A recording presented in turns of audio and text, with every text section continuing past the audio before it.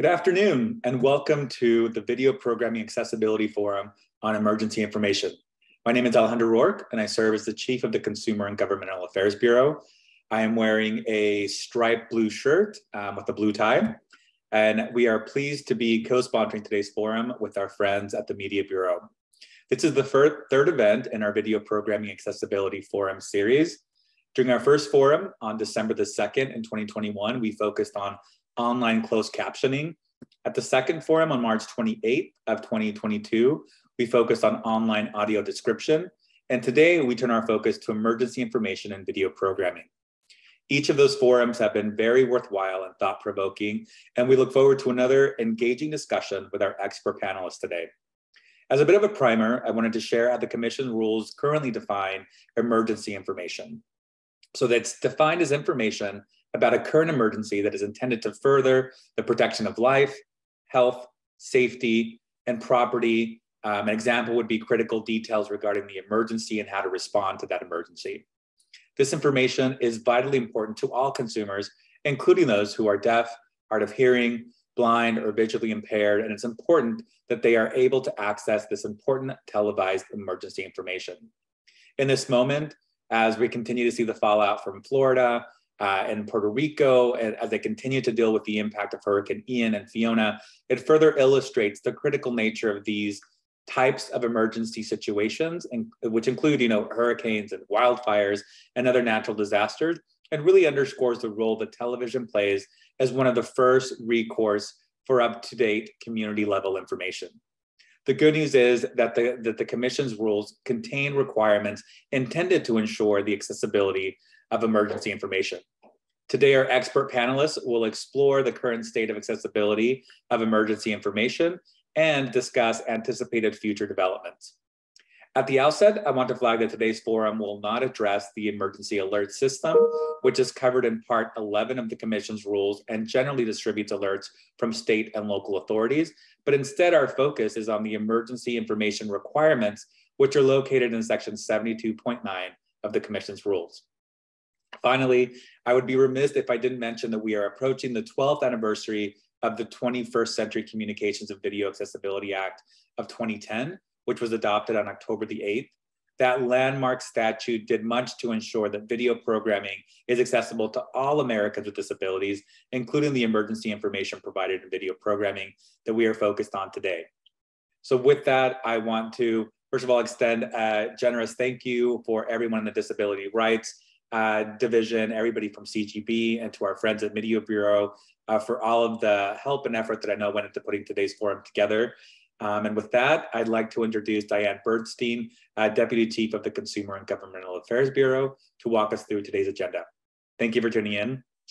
Have a good one. Thank you, Alejandro. I'm Diane Bernstein, Deputy Chief of the Consumer and Governmental Affairs Bureau. I'm a middle-aged white woman with brown hair and a peach-colored blouse and glasses. Next, Susie Rosen-Singleton, Chief of the Consumer and Governmental Affairs Bureau's Disability Rights Office, will provide an overview of the FCC's emergency information rules. After that, the substance of today's forum will consist of two panels.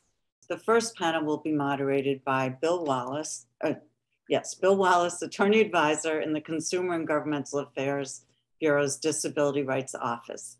That panel will consider the current state of accessibility of emergency information, including how the emergency information rules have functioned since the Commission revised them in accordance with the CVAA. The second panel will be moderated by Diana Sokolo, Attorney Advisor in the Media Bureau's Policy Division. That panel will look towards the future, considering advances that might soon improve or expand the accessibility of emergency information. Although we're not gathered in person today, we want to encourage those of you who are watching online to participate in the forum by submitting questions for the panelists by email. During the forum, you can email your questions to livequestions@fcc.gov. We may not get to all the questions, but we'll try. And please indicate in the subject line whether your questions are directed to the first panel, panel A, or the second panel, panel B. As a reminder, the emergency information proceeding is permit but disclose proceeding under the Commission's ex parte rules, as is the separate docket in which we released a public notice in April 2021 asking for comment on the Commission's fulfillment of the CVAA. Today's forum is being recorded, and a link to the recording will be made part of the event webpage for today's event. That event webpage is provided in the public notice that announced today's forum, which can be found in the record for the relevant dockets. Next, I'm going to introduce Susie Rosen-Singleton to provide an overview of the relevant FCC rules. We expect that the first panel will begin at approximately 1:15, and then after a brief break, the second panel will begin approximately 2:05. And here is Susie. Thank you. Thank you so much, Diane. I'm here today to explain the accessibility requirements for emergency information on television. To do that, I'd like to do a quick description of myself. First of all, I am a white woman with blonde hair, shoulder-length hair. I am wearing a brown blazer, and I have a white background. And as you've heard from Chief Rourke, we will not be discussing EAS today. That is the emergency alerting system in regards to Part 11. We'll be focused only on Part 79.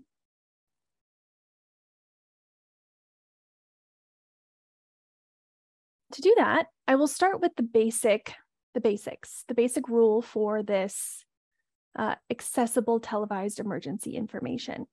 The FCC rule requires broadcasters and multi-channel video programming distributors, also called MVPDs, to make critical details of emergency information accessible to people who are deaf or hard of hearing and to people who are blind or visually impaired.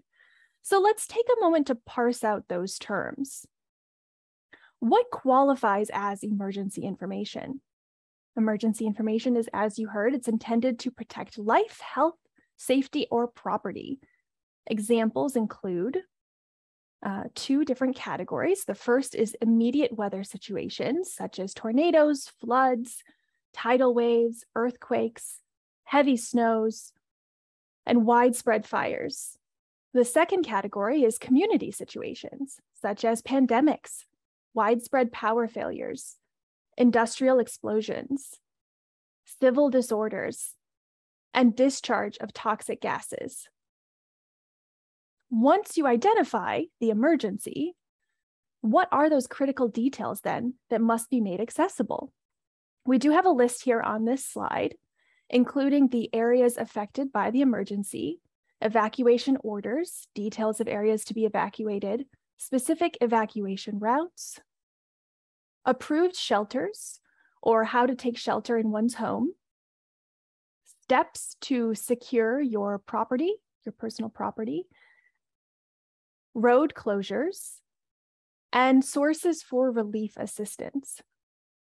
This rule does apply to local emergencies, but sometimes may apply on a large scale if there is a disaster and the aftermath of an emergency. So one example is of a wildfire in one state. It could affect the air quality in dangerous ways in other locations or in other states. So that's just one example of when this rule 79.2, section 79.2 would apply. Now we do have specific rules and requirements for different populations. So for people who are blind or visually impaired, emergency information that is provided visually during a regularly scheduled newscast or newscast that interrupts regular programming, that must be made accessible by orally describing the emergency information in the main audio portion of the programming.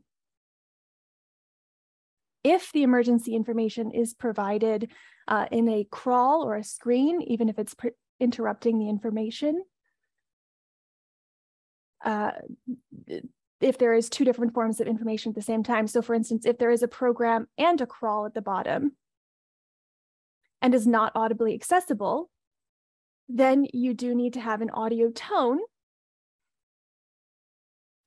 alerting folks to watch the secondary audio stream.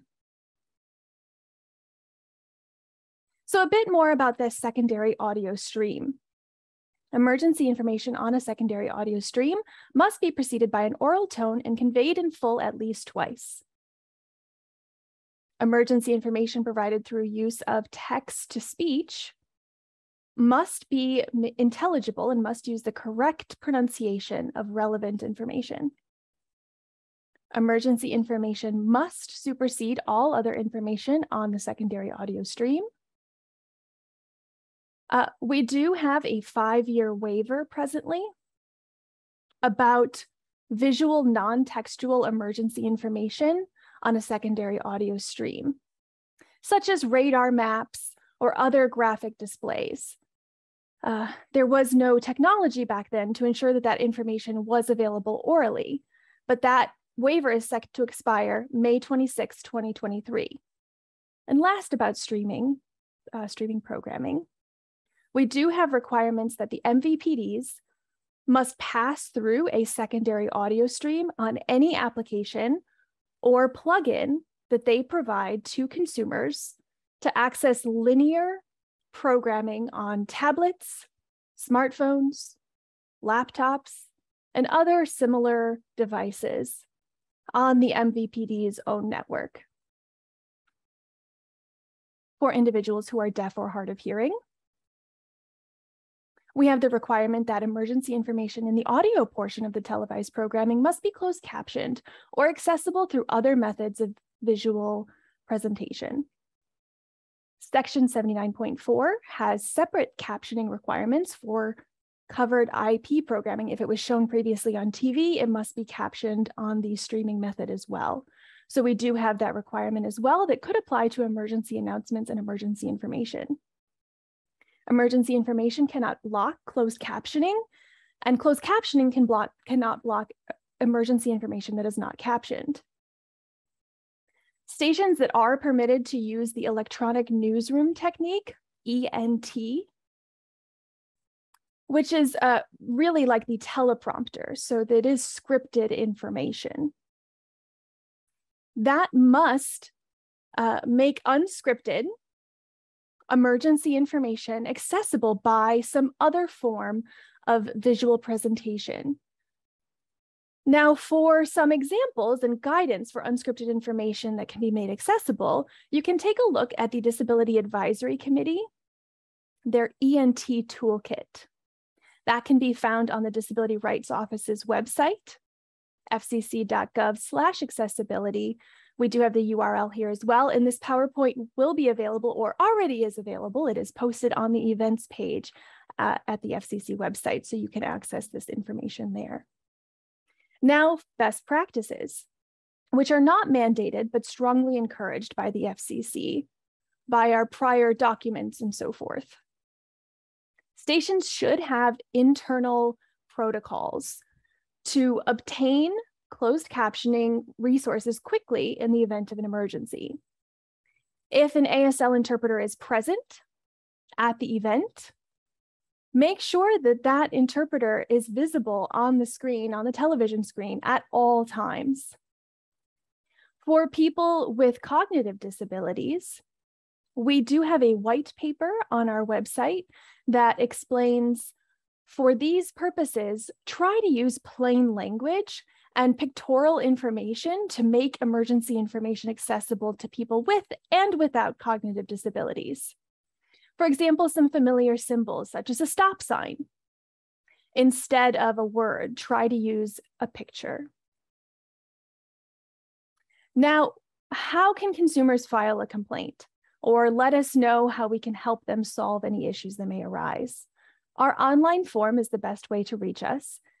www.fcc.gov/accessibility-complaints. We also have a phone number, 202-418-2517, an ASL video phone, 844-432-2275, and an email, dro@fcc. And finally, our last slide here, the resources and rules about televised information. There is quite a bit of information available on our website. I know it's a long URL. However, if you go to DRO's homepage, you can find that page there. That is fcc.gov/accessibility. We do have ASL videos there as well. And for specific questions, please do contact Bill Wallace. He is an attorney advisor with the Disability Rights Office. His phone number is 202-418-2716. And his email address is william.wallace@fcc.gov. So with that, I will turn it back over.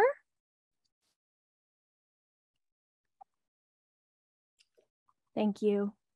Thank you, Susie, for providing that overview of the emergency information rules. Next, I'd like to introduce Bill Wallace, Attorney Advisor in the Consumer and Governmental Affairs Disability Rights Office. Bill will be moderating our first panel discussion today, which will focus on the current state of accessibility of emergency information. And here's Bill. Thank you, Diane. Good afternoon to our audience and welcome to our first panel. My name is Bill Wallace. I'm an attorney in the FCC's Disability Rights Office. I'm an older white man with graying hair, black rimmed glasses, wearing a white shirt and a blue coat. Today, we'll explore with our panel of experts what happens at local TV stations when they broadcast emergency information and whether individuals who are deaf, hard of hearing, blind, or visually impaired are able to access that emergency information. With us today are Lisa Hamlin from the Hearing Loss Association of America, Anil Lewis from the National Federation of the Blind, Josh Pila from Great Television representing NAB, and Pat Stahl from the ABC-owned stations. My first question is for all of the panelists. Please introduce yourself and your organization and explain what perspective you bring to our discussion of the accessibility of emergency information on television. I will ask Lisa to go first. Thank you, Bill, and thank you for having me here today. My name is Lisa Hamlin. I'm the Director of Public Policy at Hearing Loss Association of America. I'm a white woman. I have graying, brownish hair. I'm wearing glasses and a flowered shirt, and I'm sitting in my office here today. I'm talking about what HLAA does and is interested in terms of emergency information coming through television is that we provide actually genuinely to people with hearing loss information, education, support, and advocacy. We have chapters and members and constituents all over the country. And they look to us for information that helps them navigate the world with a hearing loss. Now, specifically for emergency information, we see our job is to provide information to people with hearing loss regarding communication access.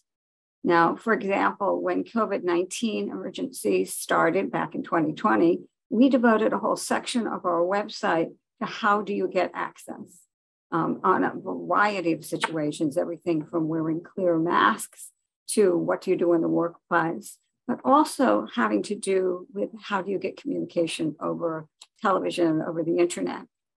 So we provided information about the FCC's Connected Care program to support telehealth during the pandemic and the FCC's Emergency Broadband Benefit program, as well as information of how do you file a complaint, whether it's emergency or not.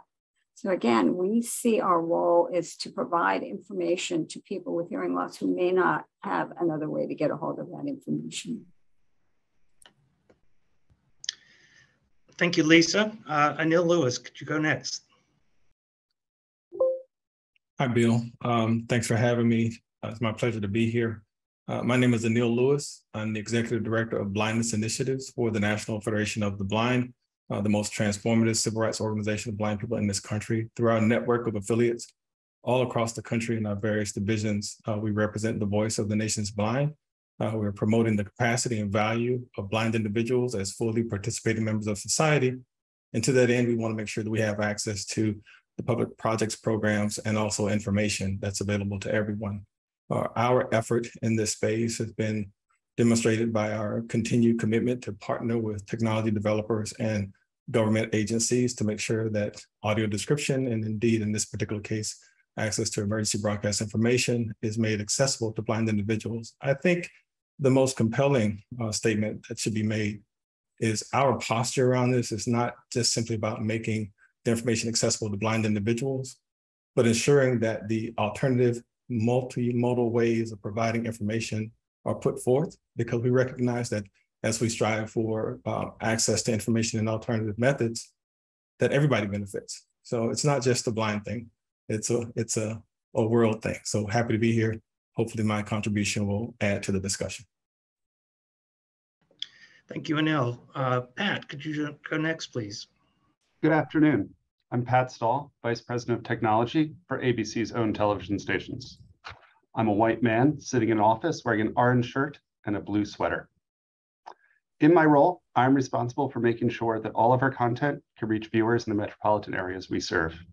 We view accessibility tools, such as captioning, visually descriptive audio, or other methods, as part of our toolkit we use to reach the viewers in our market. Our mission as we view it is to get our viewers the information that they need, whether it be safety information, entertainment information, or other information from around the area. Thank you. Thank you, Pat. Josh, your turn. Hello, my name is Josh Pila. I'm the Vice President and Senior Programming and Production Counsel for Gray Television in Atlanta, Georgia.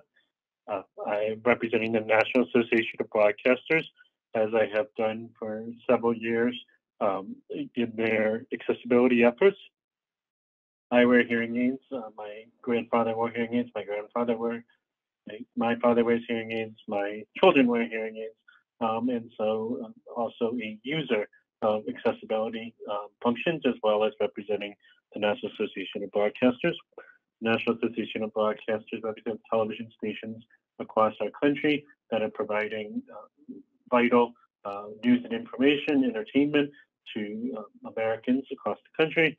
And we are committed to accessibility for all viewers across the United States. I look forward to this panel today, and thank you for the invitation. Thank you, Josh, and thank you all panelists for being here today. My next question is for Pat, and we're going to start to get into the details now.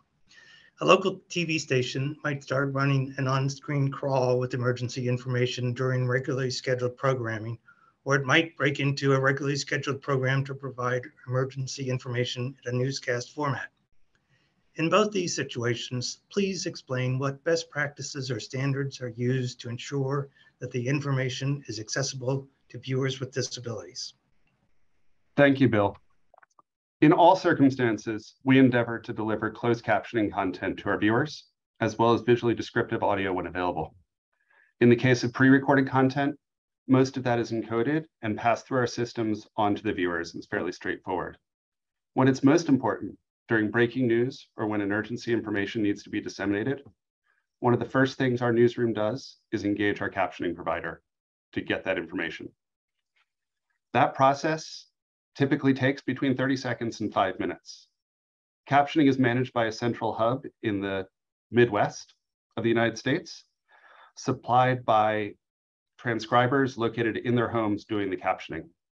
The process takes time, as a transcriber needs to be located, needs to listen to our audio feed and begin transcribing the content. Frequently, we also pass through our content for online viewers. In that case, we provide all of the same assistance to those viewers. Captioning is provided, as is visually descriptive audio when available. Thank you.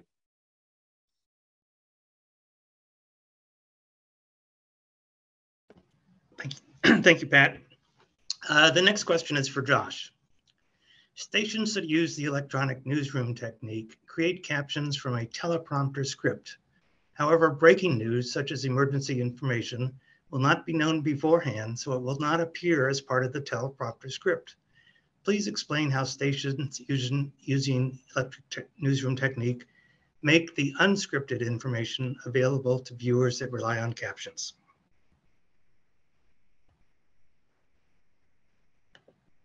This is Josh. I want to start by apologizing. I forgot to describe myself in the introduction, but I'm a white male wearing a blue and white shirt in my office in Atlanta, Georgia. Thank you for that question. I want to refer back to something that Susie mentioned in the beginning of this discussion, which is the Disability Advisory Committee's ENT toolkit. We worked really hard on that toolkit as the Disability Advisory Committee, and I'm very proud of what came of it. That toolkit has been shared by NAB with its members on multiple occasions, and in it has some great advice for how television stations that rely upon ENT can ensure the accessibility of their emergency information when the ENT is not running. Some of the things that toolkit talks about is using graphics in order to convey information, and when using those graphics, to use arrows or highlights or other items that bring attention to specific areas of a market or a location to explain where something might be, using full words on the graphics. And that way you have the opportunity for when you provide information orally, also providing it visually in a full manner. Crawls are another opportunity for stations to make available oral information in a visual manner. And sometimes, as we've seen in the Hurricane Ian situation, it comes down to a whiteboard on air. I know that several times in my career, I've worked with television stations who lost their computer systems, lost their ability to run call, were barely on air, and using whiteboards to convey visually the information that is oral. And that goes both ways, conveying the information that's visually, also providing it in an oral function. At that, I'll turn it back to you, Bill. Thank you, Josh. Okay, next couple of questions are for Lisa and Anil. Now that we've heard the TV station's perspective, what challenges do deaf, hard of hearing, blind, and visually impaired consumers encounter in accessing information that appears during a regularly scheduled programming on television, either orally, perhaps breaking into a regularly scheduled programming, or visually in a crawl on the screen? And I'll ask Anil to go first.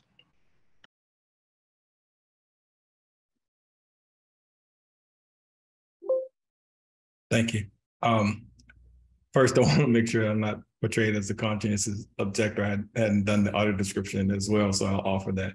I'm a baby boomer, Black male with salt and pepper mustache goatee. I'm wearing a blue suit with a blue tie. I want to commend the representative of the broadcast industry for what they just described as that process. And I guess the challenge I would have is to make sure that that process continues to evolve as technology allows us to introduce new solutions toward meeting this particular problem. The problems that we face as blind and low vision individuals, again, is the evolution of technology. I remember in the beginning, the difficulty, of course, was just getting simple audio access to the crawl. And we, as an organization, National Federation of the Blind, that was our kind of stand in the beginning of this introduction. We really wanted to focus on prioritizing that the emergency information was put forth first, and the solutions for provided information was prioritized. Glad to know that we're at that space.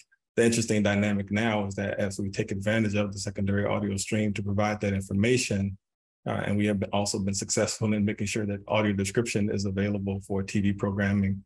Now, when the emergency information is portrayed, it masks the audio description. So I'm hoping that as the technology evolves and we get to a place where we're able to do more dynamic things with this particular process, that it will be more under the user's ability to control what information is portrayed.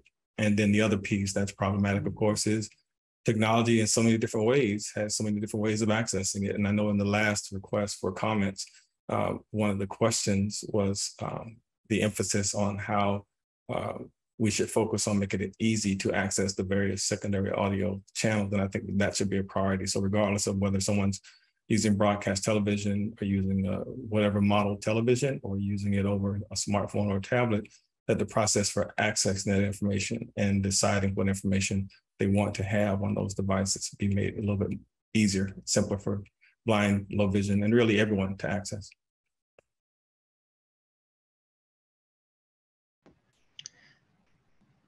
Thank you, Anil. Lisa. Thank you. I want to first start with saying that people who have significant hearing loss or who are deaf rely heavily on captions every day.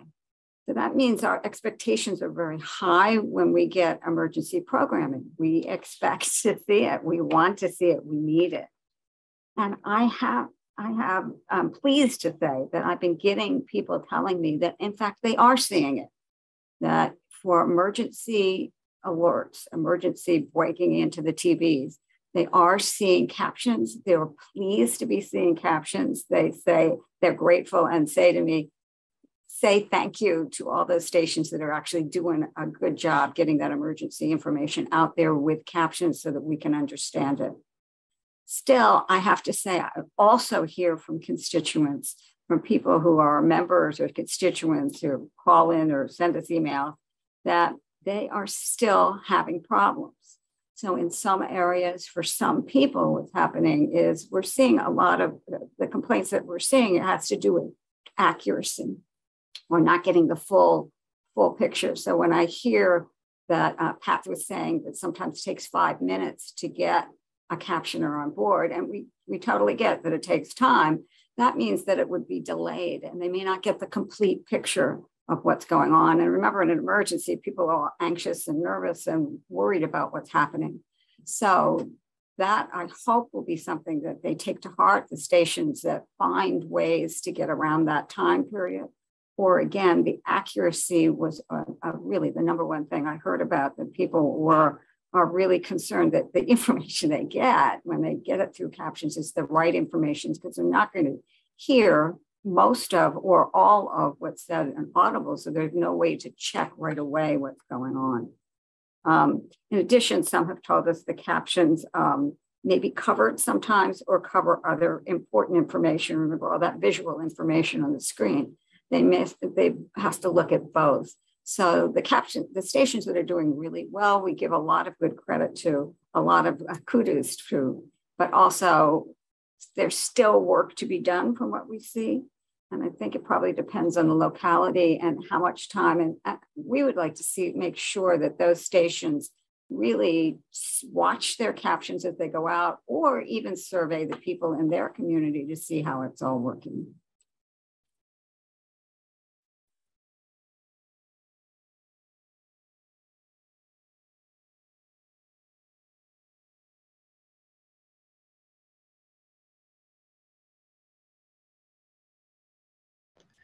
Pat, you want to respond? Thank you, Bill. I appreciate it.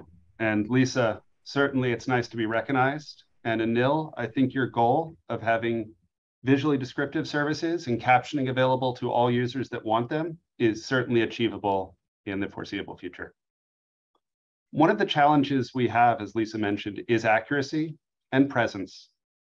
To that end, we are monitoring our captioning both on-site here at our stations, as well as in a central monitoring facility, in a centralized facility we have in Texas that monitors all of our stations.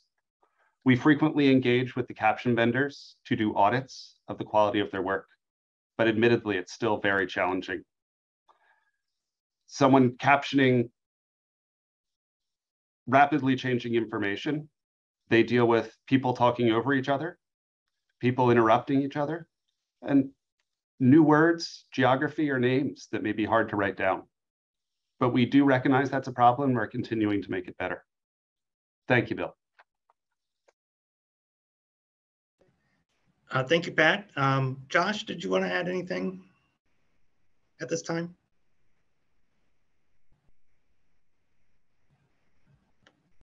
This is Josh. Yes, I want to thank Elise for those comments.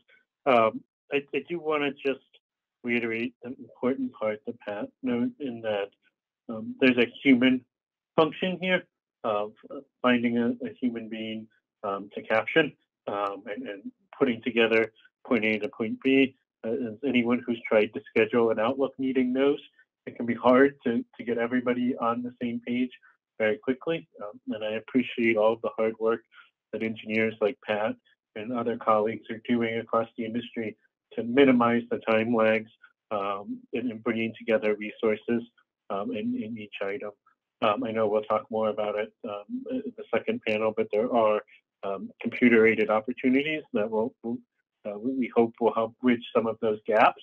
But I do just want to say that in minimizing the human-to-human friction is a focus in a way to try and make the most efficient path. Thank you.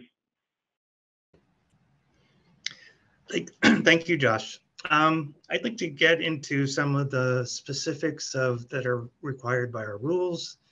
The rules require that emergency information presented visually cannot interfere with captions on the programming stream and must be made available orally on the secondary audio stream.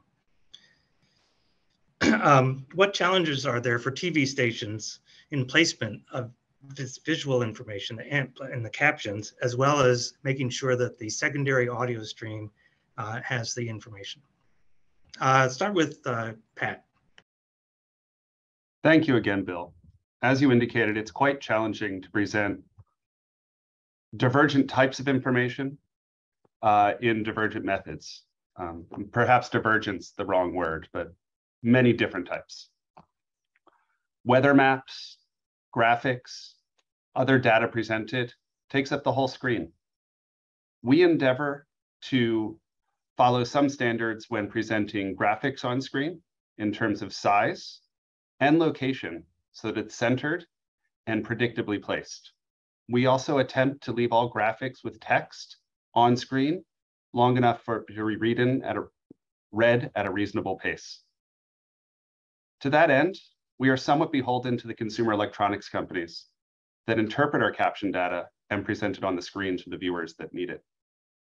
Some devices have the ability to move the captions around the screen, but in others it's fixed.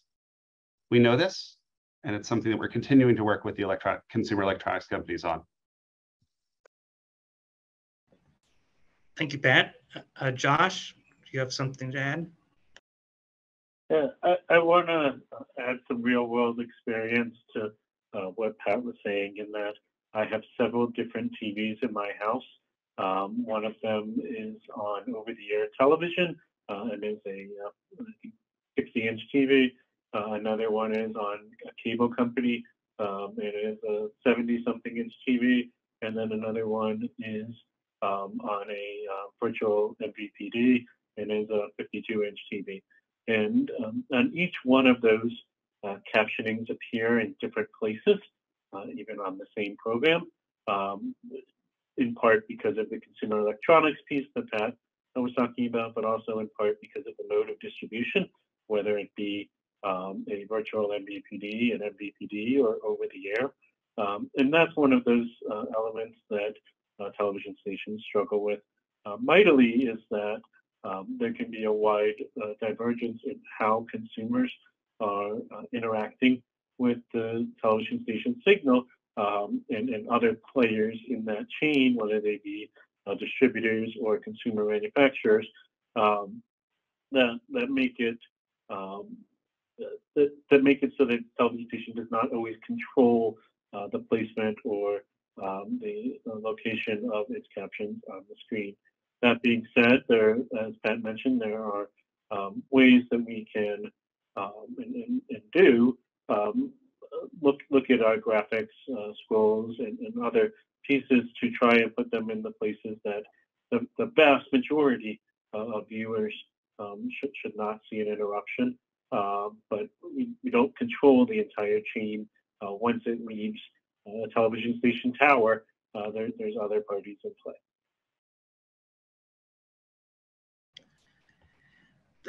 Thank you, Josh. Anil, I'd like to ask you about the experience of blind and visually impaired consumers in accessing that secondary audio channel for emergency information And is there a big difference or no difference between a conventional television, while you're watching a conventional television versus an MVPD application or plug-in on a non-TV device? So this is Josh, and I'm happy to turn it over to Pat and Anil in the way that they look at this issue from an engineering standpoint and a consumer standpoint. I will say that in my individual tests, first on the TV side, the paths are different. The technology that hands off is different, but the means by which the consumer selects on a remote or selects in settings on a device or otherwise can differ as well. But I think television stations are doing well to comply with the rules, but that does not mean that it's always going to be intuitive or easy for the consumer to understand which how they can access that on which service they're using or which device they're using, and that's something I think the DAC has been looking at, and we think it's an important piece. So thank you. Josh, sorry if I interrupted you.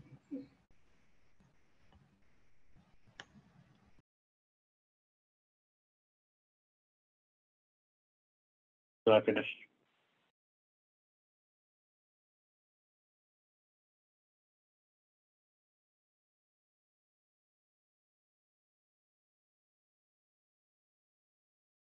This is Anil. I'm just making sure there isn't a technology problem. Was the question thrown to me?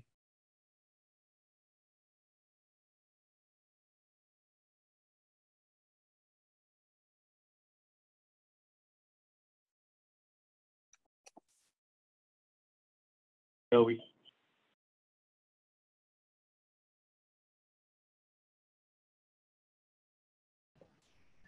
The question is, what's the experience of blind and visually impaired consumers in accessing the secondary audio stream?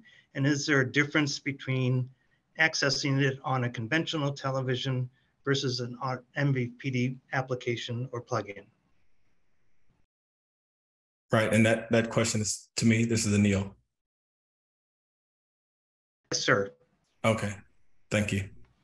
So first, related to the previous comments, I'm glad to hear we're using words like it's a challenge. So that means that it's not impossible, and that's great. And I love having the discussions around how the information is being currently portrayed visually. And we've had conversations with many entities and really continue to make the point that a lot of the generated images really start as data. So that opens up tremendous opportunities for us to implement algorithms, strategies, technologies that can actually use the same data that's used to create the visual information in a way that's audible and also in a way that maintains integrity around individuals who are deaf and hard of hearing accessing that information as technology evolves, and also translating it into the quote unquote plain language. And but I'm happy about that. Related to blind individuals accessing information, I'm pleased to hear that we have not given up on, on-air television signals. I appreciate the fact that that technology is also continuing to evolve to provide access to secondary audio channels in a way that we can provide through the secondary audio stream the information that we are growing accustomed to. The piece I would like to really emphasize is, even with respect to the description of how various manufacturers and different technologies currently present the information, I think it's important to understand that that they can present it in a way that's standardized. And maybe that's the role for the FCC to establish at least a baseline kind of regulatory requirement for it to be presented in a way that is more common across the board. And that's not prohibiting the manufacturers from allowing a degree of customization that anyone who wants to show it in a different way or provide access to information. But I think if we start with the baseline that meets the expectations that we're talking about here, then that would be kind of the win-win. Again, I emphasize that we're not talking about providing information in a separate way just for a separate population. Providing information in a way that blind people can access it providing information in a way that deaf and hard of hearing people can access it, individuals with cognitive disabilities, you're really creating a multimodal information stream that everybody can benefit from. So I think in the earlier description, they were saying, well, for people who need plain language, instead of using words, use a picture. Well, I would just edit that just a little bit and say, in addition to using words, use pictures. Because there are individuals out there who that multimodal conveyance of information is going to be beneficial. It's not just because they have a disability. And to prove the point, a lot of my friends who I've exposed to audio description love turning on the audio description on their television so that they can watch their movies as they move around their house and they clean. So it's not just something for blind people. So just want to keep everybody focused on this is not pulling resources away from getting one thing done in order to help another population or group of people. This is using the resources collaboratively to come up with a solution that helps everybody. Thank you, Anil. Lisa, I'd like to ask you about whether deaf and hard of hearing individuals have difficulty accessing the emergency information on captions. Does it interfere with other information on the stream, or is it always clear, or what's the experience? Thank you, Bill. Yes, I think that, again, while I am hearing people saying they're getting captions clearly in place where they can see it and not covered by anything else, I still hear from people who say it's covered, it's not where I want it to be, it's not accessible to me. So it's still a problem. And one of the things that were suggested to me, and in fact, that I buy into it, I've neglected to mention that I have a hearing loss myself. I have a significant hearing loss. And so I use captions all the time. And I like this idea. This person said, if the user could move the captions around, and seems to me it'd be possible, certainly streamed information comes, Zoom, we know we can move the caption box around. If that could happen for emergency information as well, you'd have some happy campers out there, people who would be able to do that. And I'm not enough of a tech person to know if the station has to make a signal that integrates with something, a caption box that moves around. But we would love to see that as one possible solution. Okay, thank you. Pat? Thank you, Bill. I just want to respond to Lisa. I agree that would be a wonderful solution. And I'm reluctant to even talk, as it will sound like I'm passing the buck, but that is heavily reliant on the consumer electronics companies and how they interpret captions.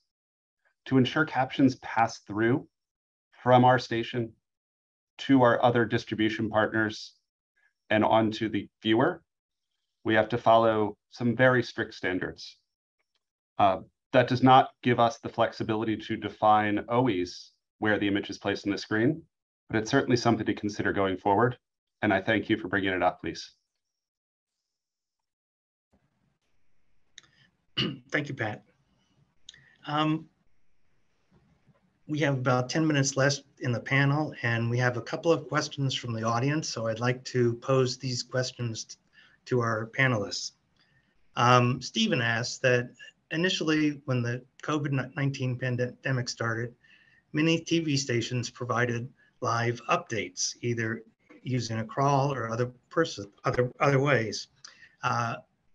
And frequently, those crawls would reflect, they would have a secondary audio stream, would have audio description of the crawl comments, and stations heard from viewers that they were relatively tired of hearing the audio tone every time the crawl changed or every time the program changed. The question is, what are the panelists' thoughts about how stations could have handled the audio tones when station run crawls for hours, sometimes for days on end, with information that changed with some regularity, now that the pandemic continues over an extended period of time? So may I pose that, Josh or Pat, do you have any thoughts on that?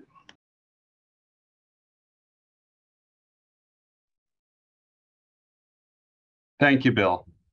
To be honest, that is not something I had considered, not relying on that tone to consume the information.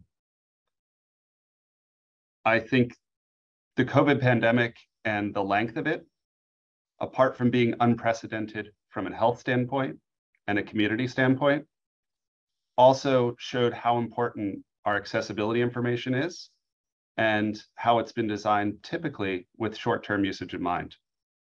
I think this is an excellent thing that we could all bring to the standards community to figure out how we'll address it going forward.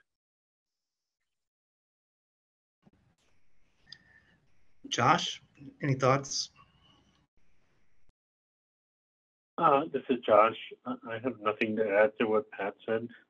It's exactly what I would have said, and it's something that's very interesting, and we should be thinking more about it. Thank you. Lisa or Anil, do you have any thoughts on this question?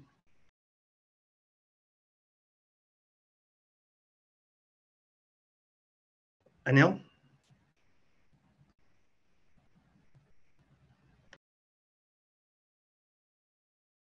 Anil, you're muted. I apologize. Is that better? Yes. Okay, sorry about that. I was stating that I have an opinion, and that's to prove the point that the individual who asked the question also has an opinion. And I think that this is where we have to be methodical about making sure that one person's desire doesn't drive the way that we actually introduce a solution. That's why I applaud the whole federal comment period that the FCC puts forth in asking some of these questions so that we can get more of a consensus perspective. But I still think that this stems from we establish a benchmark that we feel is absolutely essential and necessary. And if someone is irritated by the preponderance of the tones, again, we go back to the place where we allow the user to customize it in some way that takes that away. And again, really focusing on language, I didn't interpret the other presenter as saying, passing the buck as trying to get absolution from being involved. I think that that's another example of how when we recognize that it's in the purview of another entity, then that just speaks to me as this is where we need to start collaborating. So I think that we can collaborate with consumer electronics industry to move toward a place that we can really put in place these fundamental kind of benchmarks, essential pieces, because it's really going to end up helping them in the long run, right? If they can produce products that are more consumer friendly in a broader context, it's going to help them reach their bottom line too. So again, really focusing on the language of it is a challenge and look for opportunities where the collaboration is necessary, getting consensus information from the public in general, rather than being led by, the opinion or preference of one or a few individuals. I think if we keep those in mind, we can move forward toward getting the best solution. Thank you, Anil. Lisa, did you want to add anything on this question? I totally support what Anil just said. I think we do have to look collaboratively. I've gotten comments from people about, for example, that the captions run too fast or too slow or we have gotten people who tell us with the hearing loss, sometimes they're sensitive to sound and some of the emergency information, sometimes it comes off very loud.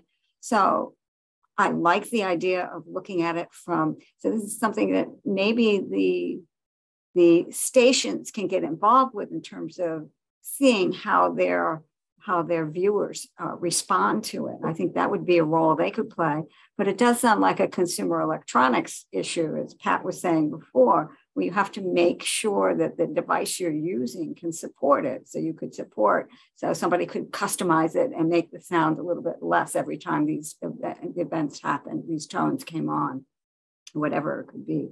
That might be a way to collaborate and work together with consumers, the industry, and with television stations as well.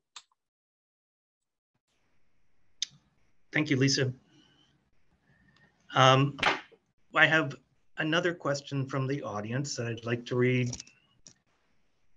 If text crawl or graphic is introduced during programming, how do stations ensure that the auditory information is passed through on secondary audio stream? Because there is no verification that things are coming through, a station will not know something is wrong until a consumer reports it, which may be dangerous or problematic. So the question is, how does the station know that the secondary audio stream is working? Josh or Pat? That's a very good question. It relies on human monitoring and some automated workflows. Given that this is descriptive, a specific type of audio, and not just mere audio that we are looking for on the secondary channel, it requires a human to engage and make sure the audio is correct. In our central transmission facility in Texas that monitors all of our streams, the operators there have an SOP to circulate through the various channels and verify that all of the content is present that should be. It's not instantaneous, but it is something that we do look at. And I think it's an opportunity to continue to grow our monitoring going forward. Josh, do you have any addition?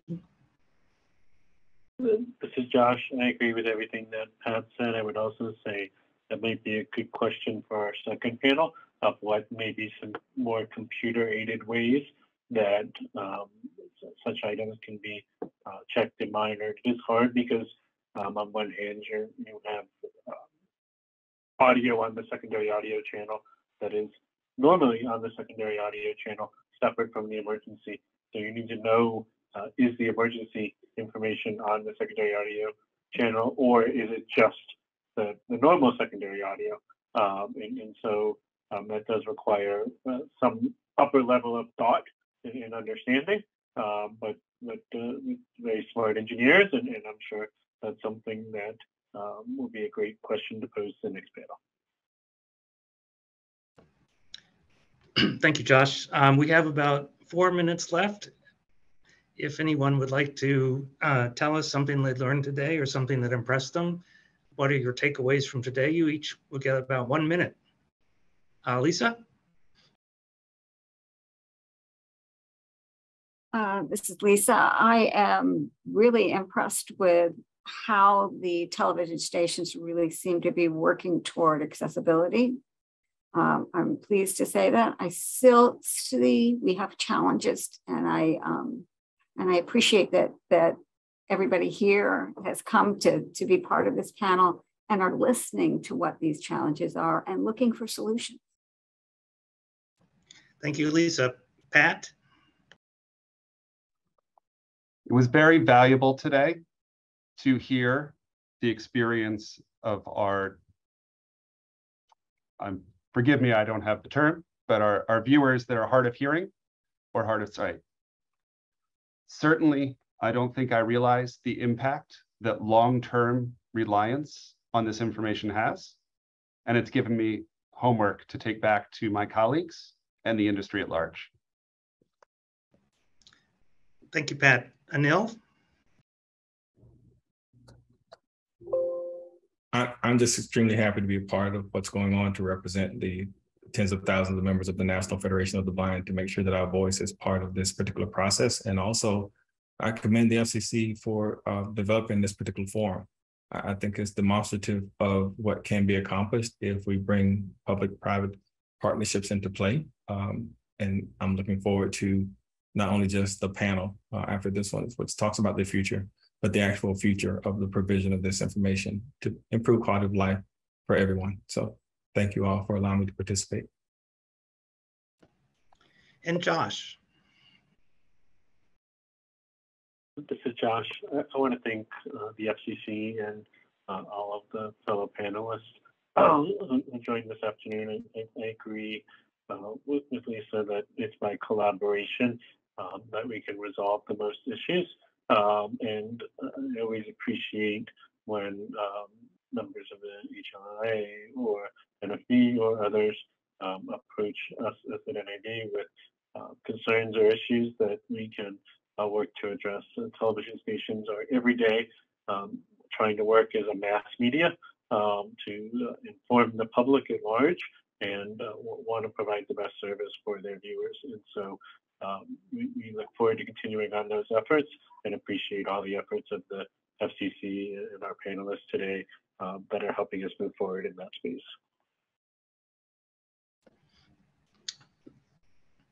Thank you, Josh, and thank you to all the panelists. We've had a really great dialogue today, and I think collaboration is definitely key, as we learned. So with that, I'm going to bring this panel to a close, and I'm going to thank you again to the panelists, and I'm going to return the mic to Diane.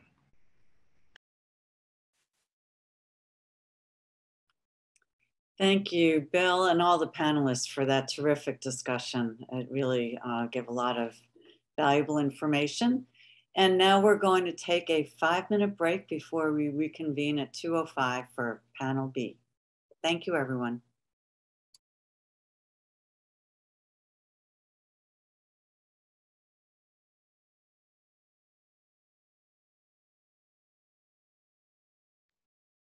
Okay, welcome back, everyone. We're now going to begin our second panel, which will focus on anticipated future advancements in emergency information. I'd like to introduce Diana Sokolo, an attorney advisor in the Media Bureau's Policy Division, who will be moderating today's second panel discussion. Here's Diana. Good afternoon, everyone. I am Diana Sokolo from the Media Bureau's Policy Division. I am a white woman with curly brown hair, wearing a gray blazer and sitting in front of a dark blue wall. I am pleased to facilitate today's panel discussion on the future of televised emergency information. In our first panel, we discussed the current state of the accessibility of emergency information. Now we will look instead to the future so that we can consider such matters as the availability of multiple secondary audio streams and the feasibility of providing accessible emergency information during online-only, non-MVPD programming. To start, I am going to ask each of our panelists to introduce themselves and their organization, and to briefly provide an overview of their work on emergency information. First, I'd like to introduce Kim Charlson, Executive Director of the Perkins Braille and Talking Book Library at the Perkins School for the Blind in Watertown, Massachusetts. Here's Kim.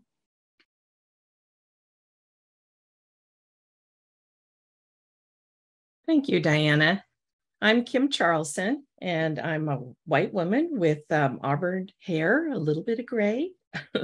I wear stylish sunglasses, and I'm very happy to be here today. As was stated, I am the Executive Director of the Perkins Braille and Talking Book Library, which is an accessible public library service for people who cannot read conventional print due to a visual, physical, or reading disability.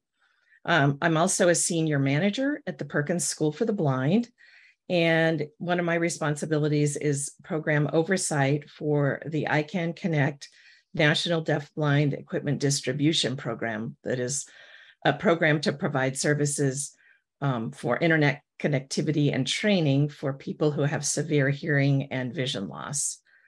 I'm also the past president in my advocacy world, the past president of the American Council of the Blind. So both my professional work and my advocacy work have allowed me to speak and represent people who are blind and visually impaired throughout the country relating to emergency information and disaster preparedness. And my work with the ICANN Connect program has certainly made me more aware and more of an advocate of the importance of fully accessible emergency information for deaf and hard of hearing, for blind and low vision individuals, and for people who have specialized needs, such as those who are deaf-blind. So thank you for the opportunity to be here today. Thank you, Kim. Next, I'd like to introduce Javier Garcia, Senior Vice President, Local Media Engineering, Televisa Univision. Here's Javier. Hello, everyone. My name is Javier Garcia. I am a white, Hispanic, middle-aged male, black hair with some salt sprinkled in there. I'm wearing a brown jacket and a beige shirt, and I'm speaking to you from my office in Miami, Florida. Televisa Univision serves the Hispanic community in the United States. We operate both TV and television stations, TV and radio stations across the country. My team and I support all of the technology and infrastructure that we use to reach our audiences, be it through linear broadcast, streaming, or through our MVPD partners. We work very closely with our editorial and news groups to provide critical, up-to-date, pertinent information to the communities that we serve.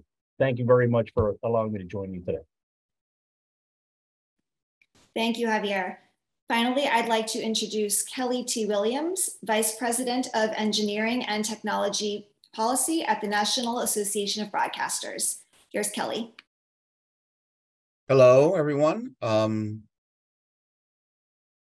don't know if I'm on or not. I'm getting strange messages, but my name is Kelly Williams. I'm the VP of Engineering and Technology Policy for the National Association of Broadcasters. My background is in television, built television stations and operated TV stations. I've been involved in accessibility since the creation of the CVAA, how many years ago? 20 some years ago. As part of the VPAC, which was the advisory committee that looked at developing and implementing all these rules. So I'm just happy to be here and take part in this roundtable. Thanks. Thank you, Kelly.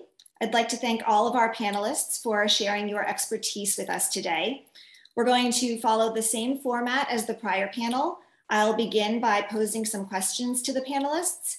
And if we receive audience questions on our topic, we'll try to leave some time for that towards the end.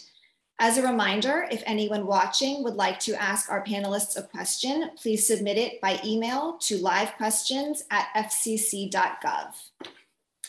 We'll now turn to our first question. We heard on the first panel that emergency information generally is made accessible today with some challenges. Do you expect technology to evolve to make it easier to provide accessible emergency information over time? For example, are technological advancements making it easier to automate the process of converting visual emergency information to audio and converting oral emergency information to text? Let's start with Javier.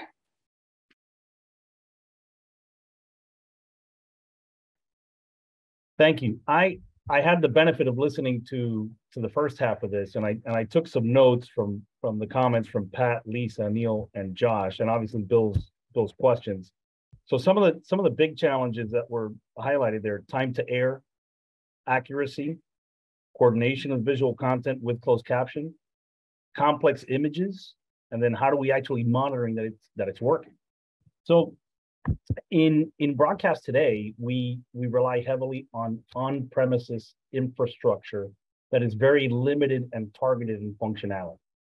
As we as broadcasters start migrating some of that technology to more cloud-based infrastructure, it opens up a whole other slew of opportunities in our toolkit. Some of the things that could be possible, and I'll preface it as saying possible, right? Because this will, as the technology evolves, take time to adapt it to our processes and our needs as broadcasters to serve our audiences. Text-to-speech and speech-to-text is an obvious one. So with either machine learning or AI capabilities, it should be able to address time to air and accuracy needs as it relates to how we convey emergency content to our audiences. Image analysis is one that may not be as obvious, but for example, when we're trying to describe things like an emergency radar loop to an audience member, that today is not possible with the technology that we have on-prem. But with machine learning or AI, the possibility is definitely there to get to that point to describe a much more complex image like a radar loop. Natural language processing. This one was new for me. I didn't know this until I started prepping for this conference.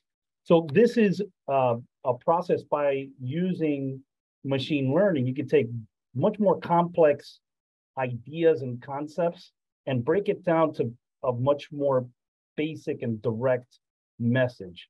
So as you have someone trying to describe a very complex scenario in a particular emergency affecting a wide area, or what is the essence of what needs to be communicated to a viewer who's relying on captions, or if there's a very complex graphic on the screen, what is the essence of that graphic that we're trying to communicate to an audience member that is relying on an audible description of what's going on the screen? I think that's a huge realm of possibility when it comes to cloud and AI-based processing. And then translation, I am a first-generation American of Cuban descent. I consume content in both English and Spanish, but maybe my preference when it relates to emergency content, I want to hear it in Spanish, regardless of whether I'm watching something where the product is its original language is English or Spanish. That could be possible as far as live translation using cloud and AI-based technology. So that's a little bit of what could be possible, would help in these situations. Thank you, Javier. Let's turn to Kelly. Hi. Yeah. So, yes, what Javier said. So there are a lot of technologies, I think, particularly in AI, whether you're in the cloud or not in the cloud, that really help in the text to speech and speech to text. I think anybody who looked at the original speech to text technology going back about 10 years really didn't work very well. It's made amazing strides in the automated captioning systems that are now out there. There still are ways to go, particularly when you look on online captioning. The auto-generated online captioning, in my personal opinion, isn't quite there yet, and needs some improvements, but we think it's going to improve as we sort of go forward. I think one of the big challenges, and Susie mentioned this exemption we have for describing visual images, and particularly around weather radar. So as part of that exemption process, we check in. We have to report to the commission periodically on what's going on. We check in with folks in the AI community, and a moving radar image is particularly difficult. And we don't really see in the near future, and we get this from the AI community, that can accurately be conveyed in any concise way. So I think there still remains a challenge there, but there are a lot of things coming on the horizon, we think, that can improve accessibility. Part of it, maybe we'll get in this later question, is providing a bit more capability or structuring this information in such a way that that a receiver or a home device or computer has some way or an easier way of manipulating that for a viewer or a consumer to be able to consume that in a way that's best for them. Thank you, Kelly. And next we'll turn to Kim. Thank you. I do believe that technology advances can make it easier to automate or process the process of converting visual emergency information to audio or to text. As I understand it from all of the speakers, emergency information is completely audio and text-based at its start point with some graphics. Before any visual information is sent out over broadcast or cable signals to viewers at home, it originates as text or commands created within each station's control equipment. And these hardware devices, which are the content generators, create both text and graphics and can have onboard capabilities to feed text-to-speech as well. I think that it's important that we focus on, there's been several references today to the equipment and the hardware. And I think as an industry and as advocates, at some point, we need to kind of look at best practices and determine when hardware is legacy based and what that definition is, so that we're not as much trying to deal with multiple kinds of hardware in the future. There has to be some kind of implementation that would allow for some of the aspects we've heard about today, such as being able to move your captioning around, to incorporate artificial intelligence into the process to make the audio description more efficient, more accurate, attempting to use that image technology for emergency purposes.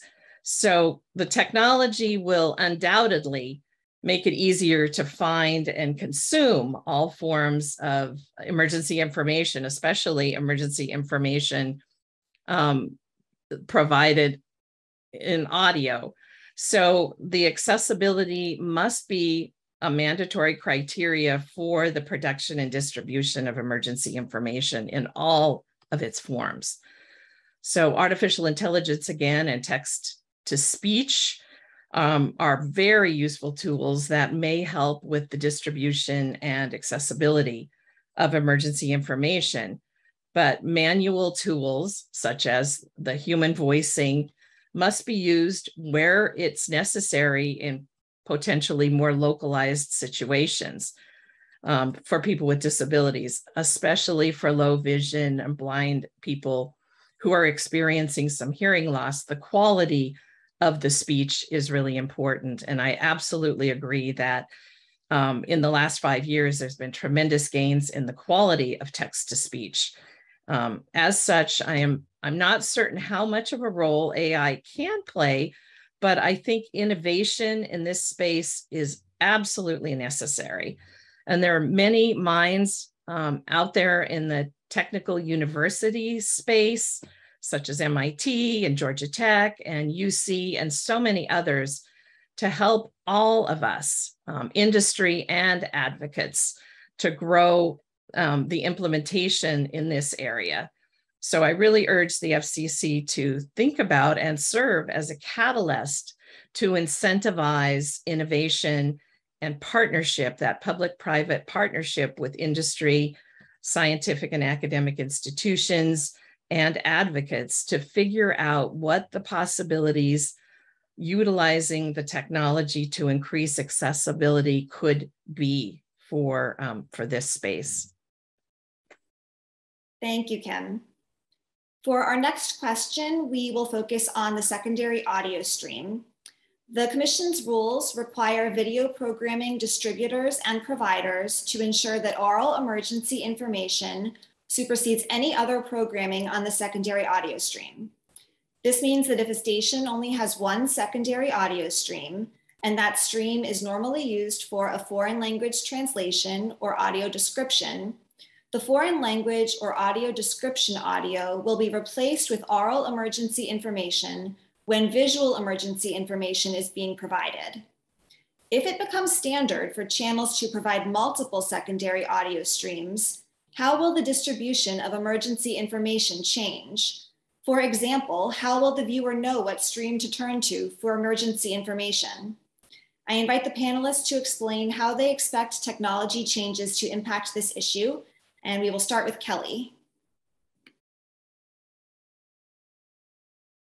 Hi, thanks for that question. I'm sorry, I forgot to describe myself. I'm a Black older male with salt and pepper hair, maybe more salt than pepper, and a gray beard. And I'm wearing black rimmed glasses. And I'm coming to you from my office in Washington, D.C. So this is a really interesting question because we actually talked about this in the VPAC 20 years ago. And I think there's some challenges here, particularly on the consumer product side. And I guess when Kim was talking about hardware, that's what she's talking about, is the consumer product side. But so we, in next-gen television, and to some extent in TV now, there is the ability to label or announce to the consumer an audio track that's called emergency information. In addition to that, we can announce as a broadcaster that this is emergency information in English, Spanish, French, Greek, so forth. So there are different, the term we use are descriptors. The challenge comes in how a consumer would find that information or find that channel, or if the receiver presents that to a consumer as a choice. So to sort of go to the first half of the question, I think every broadcaster hopefully is doing a good job of getting that emergency information on the secondary audio channel. commonly referred to SAP, although SAP does not really exist any longer. That it comes from a word when we only had two. Now we can certainly do more, but the limitation really has been not so much on what we send, but how well a consumer can find what we're sending. So the decision was made during the VPAC process. We will put the information where everyone knows where to get it, which is on that second audio track. It's easier to find. Every consumer knows to go look for something called Spanish. So hopefully as we go, as we roll out like next gen TV, and we have the ability to send multiple languages, but also announce something as emergency information, then maybe we can engage with the consumer products, the Consumer Electronics Association and their members and say, we really have got to find a way to make this easy for a consumer to find those tracks, or to build something in a consumer product that says, I am hearing impaired, and if there's emergency information, have that TV set automatically change to that track. So I think that's something we've got to work through. The capability is certainly there to place the content and announce the content, but it's making it easy for the consumer to discover it, I think, is where the challenge lies. Thanks. Thank you, Kelly. Let's turn to Kim next.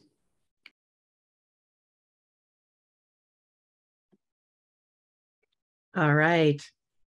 Thank you.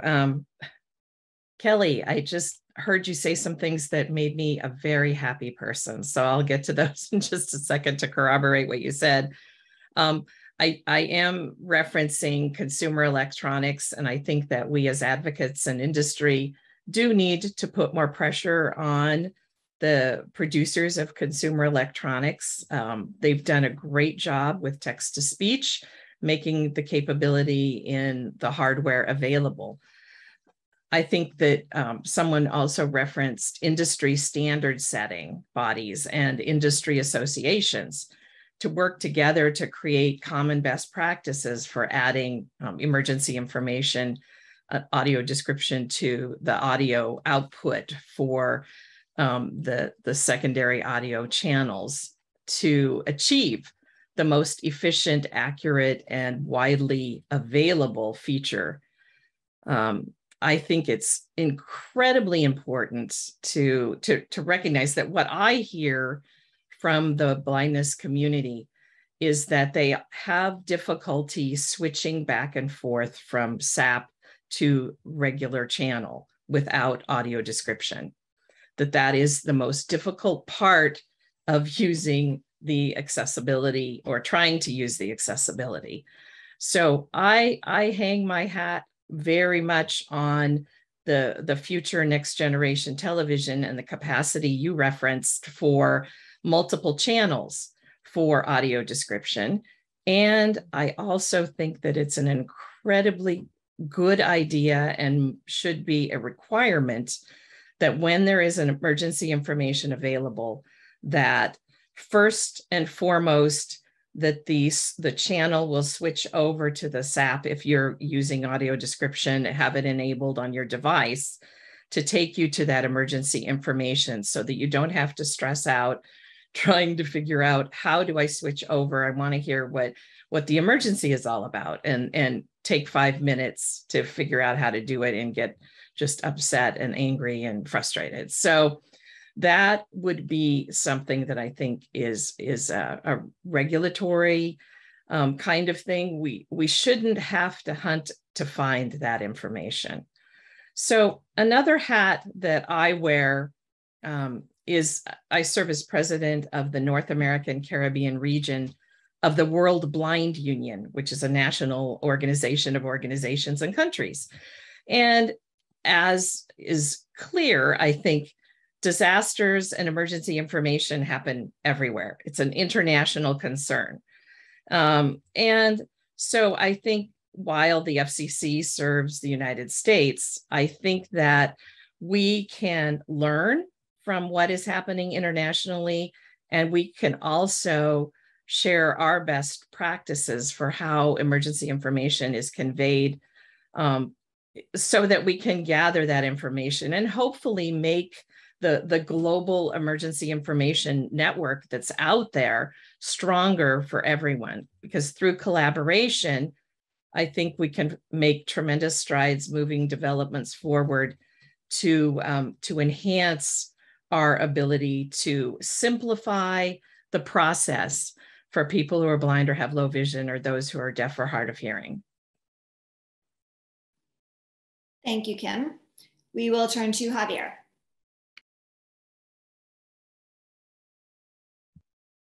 I agree with both of the previous folks that spoke, and I think I think the core message here is just ease of access for the audience member, right? And how can we make it the easiest for them to get that information as quickly as possible? Kelly's absolutely right that functionality is in the next gen TV standard, is absolutely capable. But in hearing Kim's feedback on how they can tap into it today with the way that SAP functionality is presented to an audience member, it is very cumbersome. We use it today, not for this purpose. I mean, in addition for this purpose, we do provide English language on certain properties that we broadcast. And it can be confusing for viewers to switch between a SAP service and the primary audio service on a regular basis.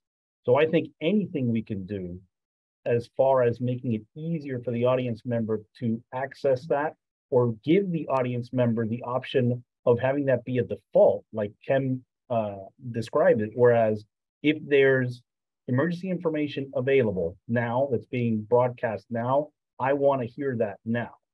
And I want the device to automatically switch that. I think that's definitely something that could be baked into the consumer device or the consumer facing device where they're consuming the content.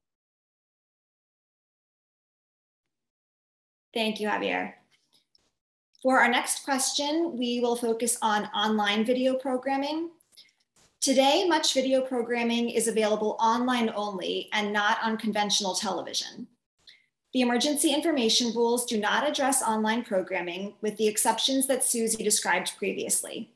Specifically, MVPDs must ensure that any application or plugin that they provide consumers to access linear programming on tablets, smartphones, laptops, and similar devices over an MVPD's network as part of its MVPD services must be capable of passing through to consumers oral emergency information on a secondary audio stream. I'd like to ask the panelists to discuss the future of providing emergency information for online video programming. Do you expect it to become easier for non-MVPD streaming services to deliver emergency information comparable to that delivered by broadcast television stations? What do you think or hope that will look like? And what are the challenges of providing local emergency information to viewers of online programming? We'll start with Kim.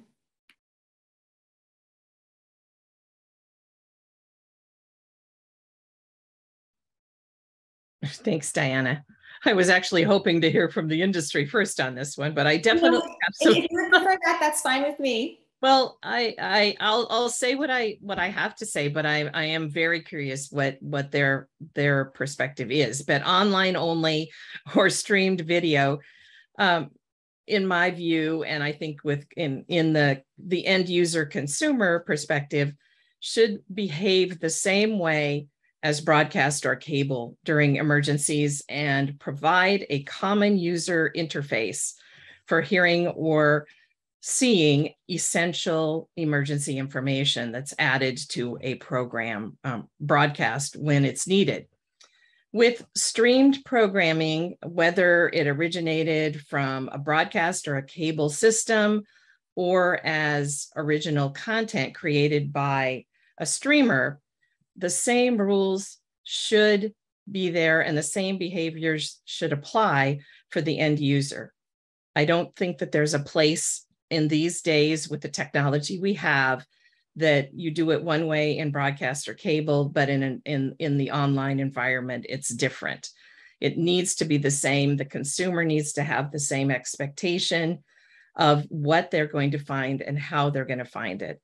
So I absolutely welcome the day when audio described content and additional language audio tracks will no longer have to compete with one another, that when there is emergency information, if it's English, it would switch to the English emergency information. If it was Spanish, it would switch to the Spanish language information as a default. And that, I think, is very doable from my understanding of industry and what's coming. Multiple SAP channels will, I think, solve many of the challenges that industry and providers have been trying to deal with. So I think that is one of the primary things that I want to say, and I'll maybe save a chance to rebut after I hear from my colleagues. Absolutely. Let's turn to the industry next, and then we'll turn back to Kim. Javier, did you want to share some thoughts? Sure. I think Kim is absolutely right. It should be presented. We should endeavor to present it in exactly the same way we present it in linear broadcasting, right? As we talk about ways of consuming content that are beyond linear television and MVPDs, and you talk about all the different devices in our lives that you can consume content on, it also opens up other considerations, right? It's not only you're also addressing people who are consuming content on a device who may not live in that particular area, but they happen to be in that area while an event, an emergency is occurring and information is being disseminated. So if I'm consuming a VOD asset and I happen to be driving through an area where a tornado warning has just been issued, how do I make sure that I get that person the pertinent emergency information that they need because they happen to be in that area, right? And that's one of the challenges that nonlinear outlets will face. I think the technology will get there. How close we are to that, I can't really answer that. But I think as long as we keep Kim's perspective in mind, that it needs to be presented in much the same way so that they can easily navigate across devices and across mediums and get the same or have the same expectation of how they'll be presented the information when it's actually being broadcast in a timely manner. Thank you, Javier. Let's turn to Kelly next. Hi, yeah, I think Javier points out a really interesting problem, which is how do you deal with a device that's consuming a VOD asset, video on demand, for those who don't know what that is. So if you're streaming something or you're playing a file, the reality is that streaming services don't have journalists, they don't have weather people, they don't have access to this information. Notwithstanding those people who have stations that are streaming on services. But when you go to a Netflix, for example, you're playing a file out of a repository and that's there. So there are a couple of, I think, thoughts. One way is to look at a third party application. So a consumer would have something that runs on their device that knows where they are and is looking for emergency information. How that would work, I'm not exactly sure, but that's certainly something as we look to the future of trying to find a solution, in the internet space, in the web space, that a visually or hearing impaired person can essentially subscribe to, sign up for, so that's running on their devices and they get this kind of information. And they get it, it doesn't matter what they're watching. Now, we're talking about a non-television watching. You're watching on a tablet, a phone, your PC. We talk about watching on a television. So everybody knows you have streaming players on your television. You can watch a streaming service. You can click over and start YouTube or whatever on your TV set. When we think about next-gen television, there is the ability in next-gen television And I want to stress we're just figuring out how to get it on the air, but there is ability to send a notification to a TV set or for a broadcaster to send out a notification. It essentially flips a bit saying there is emergency information available.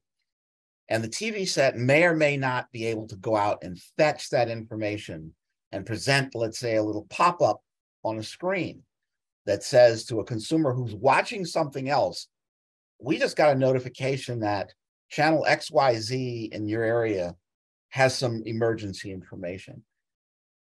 We're not sure how this will work.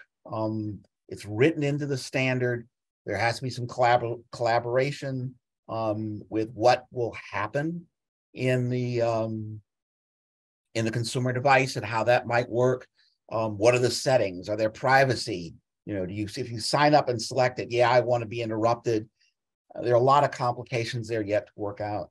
I think the other challenge with respect to streaming, and I'll bring it up, I'm not a lawyer, but you know, there is some authority issues of whether or not the commission regulatorily can go in and make a streaming service that is not MPD related, do these sort of things. We hope that they would be good citizens and want to pursue this stuff. Thanks. Thank you, Kelly. Kim, did you have additional thoughts that you'd like to share? Yes, I'd just like to kind of comment.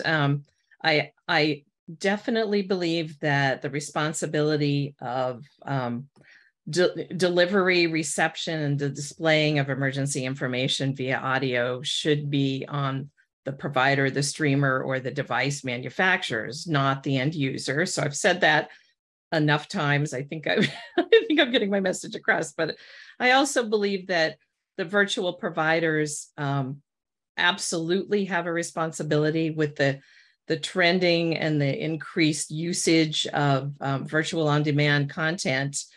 There's no question that the FCC, I believe, is in a position to take a leadership role and to determine that, you know, how those video on demand providers can participate and be responsible for emergency information.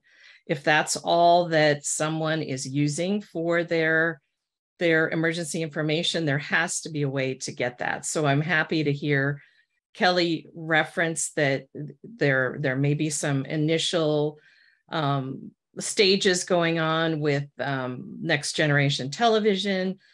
You know, there's use of IP related information and standards surrounding that whole part of information. Again, you talked about the privacy, the settings, but virtual providers are definitely going to need to work collaboratively with industry, with advocates, to, as you said, be good citizens and really embrace, hopefully, the need for accessibility to this medium, so that the emergency information can be accessible through online content. Thank you, Kim. We're going to turn to an audience question that has come in related to Next Generation TV. The question is, Next Generation TV allegedly can broadcast directly to tablets and phones. Will the tablets and phones have secondary or multiple audio capability? Can they display captions? Let's start with Kelly, since you've talked a little bit about Next Gen TV already. So allegedly, yeah, that's the key thing. So yes, we can broadcast, assuming there is a tuner in that device. You can receive it over the air. There is also some ability, perhaps, if someone has an IP connection, to do that. The answer to the question is yes. You would get all of the audio services unless for some reason the manufacturer decides to restrict that. You know, if a broadcaster is sending 4 audio services, and that's really the term we use now is services, then you will receive 4 audio services. Again, whether or not the consumer device allows the viewer to discover those, that's the sort of term we use. is yet to be seen. Also captioning, yes, if the content is captioned, which it must be by regulation, yes, it should display captions. There isn't any reason that would not work. Thank you, Kelly. Javier, did you have anything that you wanted to add? Well, I think Kelly's spot on, and I think the other thing I'd add is, as a function of Next Gen TV, the audience experience with Next Gen TV will also include an app from the broadcaster or from the content provider. And in that app, some of these functions could be exposed, like Kelly was referring to the services. That's exactly what they are. Think of it as a bundle of mini channels in the service that you're tuning to, right? So if today we were providing, or a broadcaster was providing SAP as a service, you have the option in that app to set that. You could have the option to set that as a default for your viewing experience or for your audience experience, even depending on the type of content that you're viewing. So there's a lot of richness in the Next Gen TV standard, and as Kelly said, it's still taking shape, and how it's actually adopted by the device manufacturers is also still evolving. So it's great that we have forums like these to get this type of feedback, so we can take that back as we're working on things like our broadcast app and make sure we incorporate functions like these in its development. Thank you. Kim, did you want to add anything about Next Gen TV? Just a brief comment that I'm excited to hear what Javier and Kelly have had to say about Next Generation TV.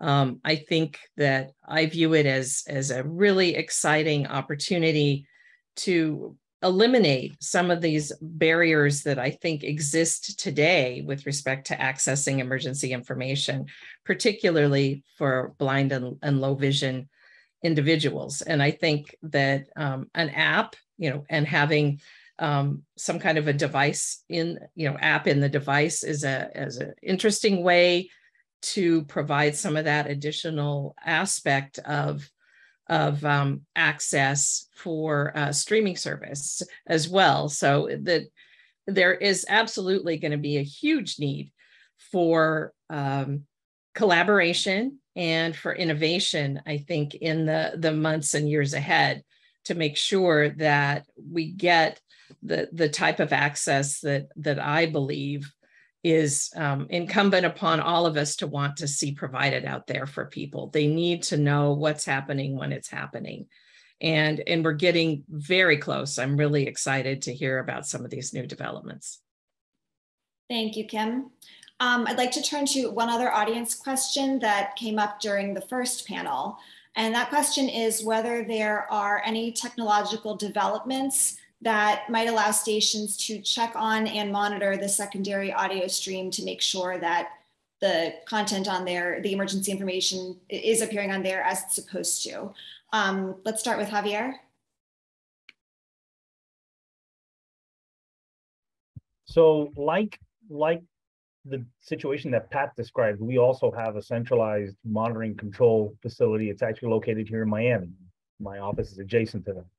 We do a mix of human monitoring as well as let's call it intelligent monitoring by some of the devices that we have in the NOC. We call it a NOC, Network Operations Center.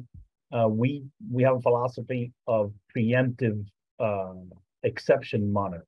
So really, we're looking for exceptions or failures in our systems where something isn't working as designed. I'll go back to what I said at the beginning with the possibilities of AI and real-time comparative analysis, particularly when it relates to complex things like either images or text strings, right? So you could incorporate that into your monitoring practices to ensure that what you think is leaving your facility, whether it's on-prem or in the cloud or wherever it is actually what the audience member is experiencing in real time.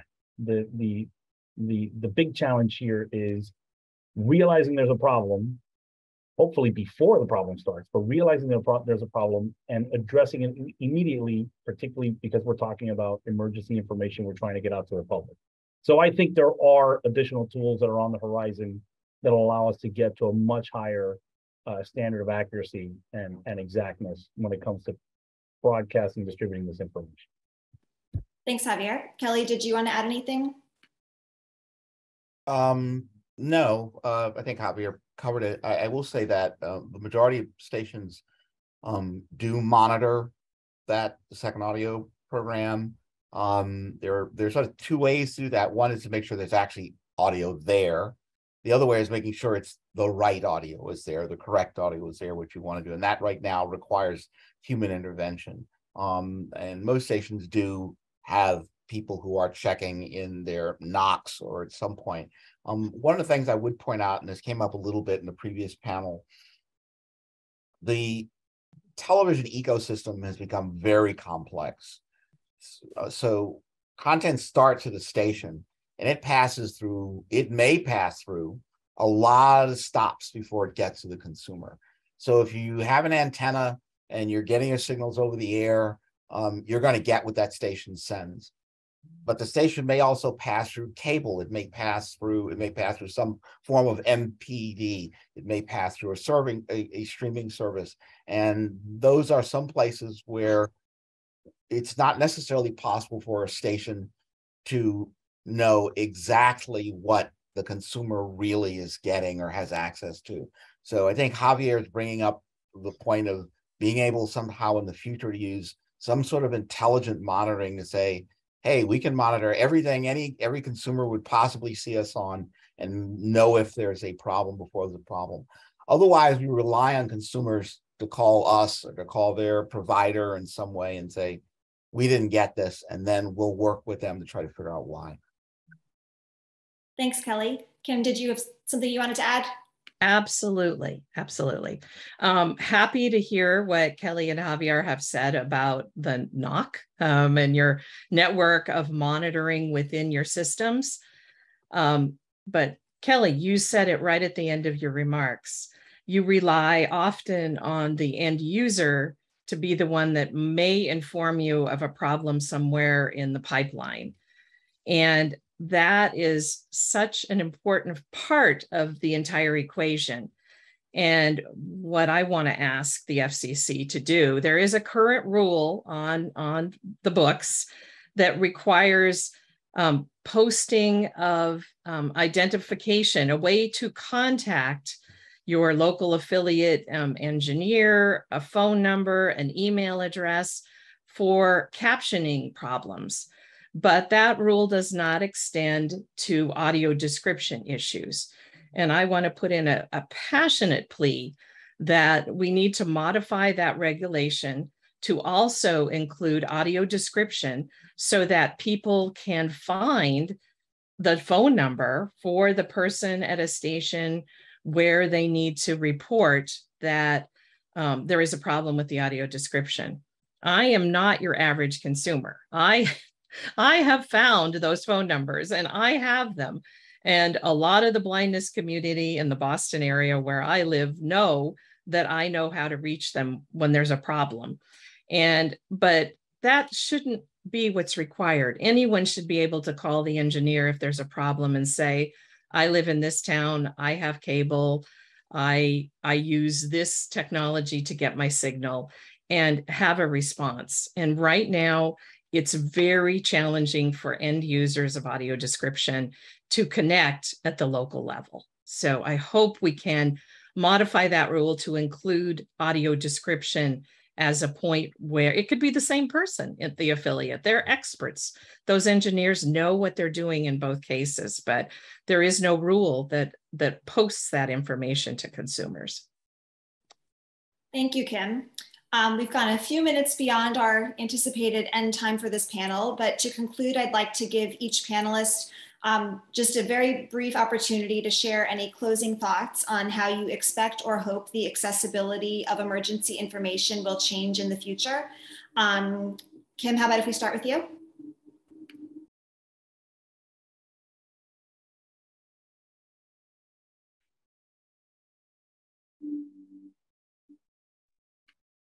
sorry, my computer flipped over to a different window. So in closing, there are some really major opportunities that the FCC and all of us have with respect to next generation television, to bring more accessibility forward for emergency information. The FCC, in my opinion, can be an incubator for innovation to promote research and encourage the development of partnerships to maximize crowdsourcing and ongoing developments and solutions within the industry to deliver accessible emergency information. We've talked about many of those today. Innovations in content delivery and technological advancements will make it easier to reach consumers with necessary and essential emergency information. And as video content delivery evolves, the FCC's rules must keep pace, whether using innovative technologies like AI, text-to-speech, and other applications using human voice. Consumers must have access to accessibility, real-time information, emergency information, whether content is delivered via broadcast, MVPDs, or online streaming platforms. The needs of consumers remain that the delivery of accessible emergency information is critical to them, and it needs to happen seamlessly. So thank you to the FCC for this opportunity, and I want to thank Kelly and Javier for their contributions as well. And I look forward to partnering with all of you on moving emergency access information forward. Thank you, Kim. Javier, would you like to go next? Sure. Well, first, a big thank you to all the panelists, not just the ones that I'm sharing the screen with on this half of the session. I think the discussion was great. In particular, thanking Kim, Lisa, and Anil.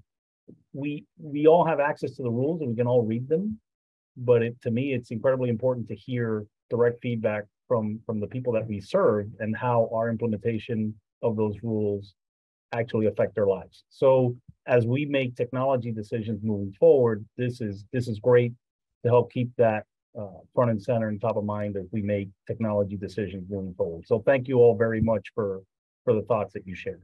And thank you to the FCC for providing the venue. Thanks, Javier. And finally, we'll turn to Kelly.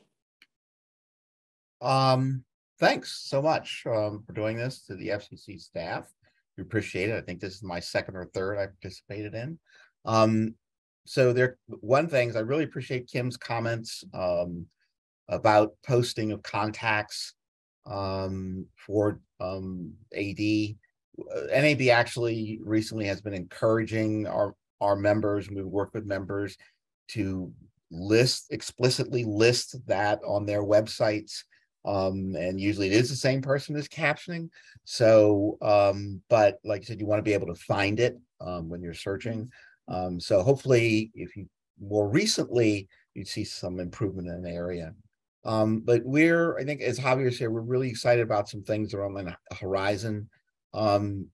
We appreciate and want to continue working with all the disability rights. I think we've had a good relationship with them, and we want to keep getting input so that we can help our members serve those communities better. Thank you. Thanks, Kelly. I'd like to thank our panelists once again for their participation in this forum, and I will turn the mic over to Diane to share some closing remarks. Thank you, Diana. I'd like to thank everyone for participating in today's forum, including those of you who watched online. Thanks to Consumer and Governmental Affairs Bureau Chief Alejandro Rourke for providing introductory remarks. Thanks to all the CGB and Media Bureau staff that worked to pull today's event together. And thanks specifically to Susie Rosen-Singleton for providing an overview of the relevant rules, and to Bill Wallace and Diana Sokolo for serving as moderators. Many thanks to the panelists for their willingness to participate in today's forum. We look forward to continuing these discussions as we work together to enhance video programming accessibility. As a reminder, a recording of today's forum will be made available on the FCC's website, and it will be made part of the event webpage, which is linked in the relevant dockets. Those dockets are the Emergency Information Docket, MB docket number 12-107, and the docket seeking an update on the Commission's fulfillment of the CVAA, which is GN docket number 21-140. Both of those dockets remain open, and the public may continue to submit ex parte filings. And with that, we'll conclude today's forum. Thank you, everyone.